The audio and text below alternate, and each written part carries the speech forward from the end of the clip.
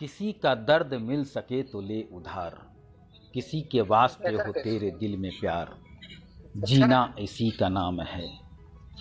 रिश्ता दिल से दिल के एतबार का, जिंदा है हमी से नाम प्यार का, कि मर के भी किसी को याद आएंगे, किसी के आंसुओं में मुस्कुराएंगे, कहेगा फूल हर कली से बार बार, जीना इसी का नाम है। स्वर्गीय मुकेश कुमार के गाए गीत और अनारी फिल्म के गीत आज गुनगुनाने को जी कर रहा था। कारण आज कुछ युवाओं ने ऐसे कार्य किए जिन्हें देखकर दिल ने कहा, जी हाँ, मानवता जिंदा है।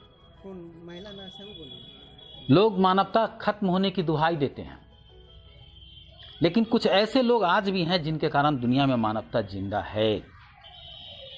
एक बार फिर से जगत जननी मां सीता की धरती पर एक असहाय, एक गरीब, एक अज्ञात किशोर को रोटी, माँ बाप और इलाज, ये 3 चीजों को दिलाने के लिए कुछ युवाओं ने कमर कस ली है। इन दिनों सदर अस्पताल में इलाजरत एक किशोर की बेहद ही दर्दनाक कहानी है। बीते 25 तारीख को सीतामढ़ी मेला रोड के 2-3 छात्र कुणाल और मनीष की नज़र एक किशोर पर पड़ी थी। इन दोनों लड़कों ने उस किशोर के पैर में गहरे जख्म को देखा, फिर उसके लिए अच्छे भोजन की व्यवस्था में लग गए, अच्छा इलाज हो सके। लेकिन वो छात्र तो छात्र ठहरे, जहाँ तक हो सका प्रयास किया और इस प्रयास में एक समाजसेवी विकेश कुमार का नाम भी जुड़ गया। इन तीनों ने मिलकर काफ़ी प्रयास किए और लगातार कुछ युवा सोशल मीडिया में इस किशोर के कहे गए बातों के मुताबिक खबर चलाते रहे। किशोर ने अपने माँ पिता का नाम बताया कि सीतामढ़ी के एक होटल वालों ने किस तरह से गलत सलूक किया, और उसके आधार पर उन युवाओं ने लगातार खबर इसलिए चलाया कि ताकि इस बच्चे को मदद मिल सके। लेकिन जब भी इसकी जानकारी ली गई, जानकारी जुटाने का प्रयास किया गया, इस बच्चे का जो भी बात था वो कहीं तालमेल खाता नजर नहीं आ रहा था। ना तो उसका कोई नाम पता चल पा रहा था ठीक से, उसके पिता का नाम नहीं चल पा रहा था, उसके माँ का नाम पता ठीक से नहीं चल पा रहा था। जो भी बातें आ रही थी, जो भी घटनाक्रम वो बता रहा था, वो कहीं ना कहीं कुछ न कुछ ऐसा लग रहा था कि शायद कुछ गड़बड़ियां हैं, कुछ कमियां हैं, या नहीं तो हम पूछ नहीं पा रहे हैं, या नहीं तो बच्चा बता नहीं पा रहा है। इस बीच युवाओं ने काफ़ी आवाज़ें लगाई और इस आवाज़ में एक मुहिम का हिस्सा बन गए एक युवा पत्रकार रामशंकर। RS कुमार सीतामढ़ी की आवाज़ को संचालित करते हैं और साथ ही एक प्रिंट मीडिया के रिपोर्टर भी हैं। युवा पत्रकार ने इन युवाओं का साथ देने का ठाना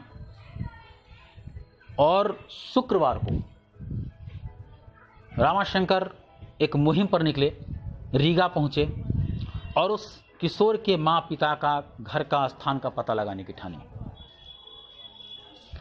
दिन भर प्रयास किया गया, देर शाम ये लोग लौटे, लेकिन इन लोगों को वह कामयाबी नहीं मिल सकी जिसकी खोज में ये लोग निकले थे। बावजूद इसके निराशा चेहरे पर नहीं थी, कहीं न कहीं पॉजिटिव सोच था और संकल्प भी था कि हम इस लड़के के माँ पिता का पता लगाएंगे, इन्हें रोटी दिलाएंगे, साथ ही इनका समुचित इलाज करवाएंगे।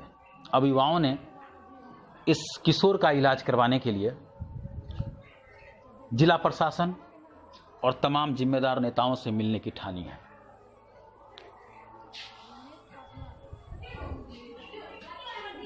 इस बदलते वक्त में हमें फख्र है कि आज ऐसे भी युवा हैं जो दूसरों के लिए अपनी जिंदगी को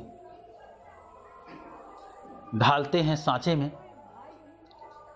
प्रयास करते हैं, उन्हें उनका अधिकार मिल सके इसके लिए कार्य करते हैं।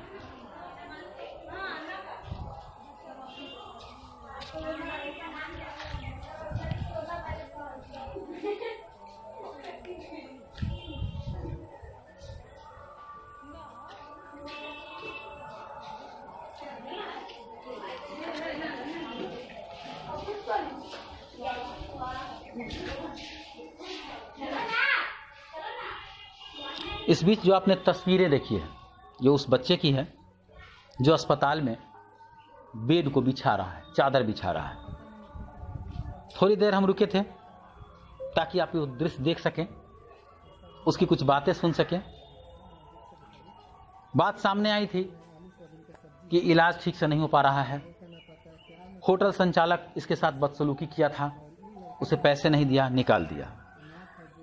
लेकिन रामाशंकर के इस पड़ताल में एक बात सामने आई है कि होटल संचालक के यहाँ वो काम नहीं कर रहा था, जिस भागीरथ होटल की बात आ रही थी वहाँ वो काम नहीं कर रहा था, बल्कि मानवीय आधार पर उस होटल संचालक ने इसे मदद किया था।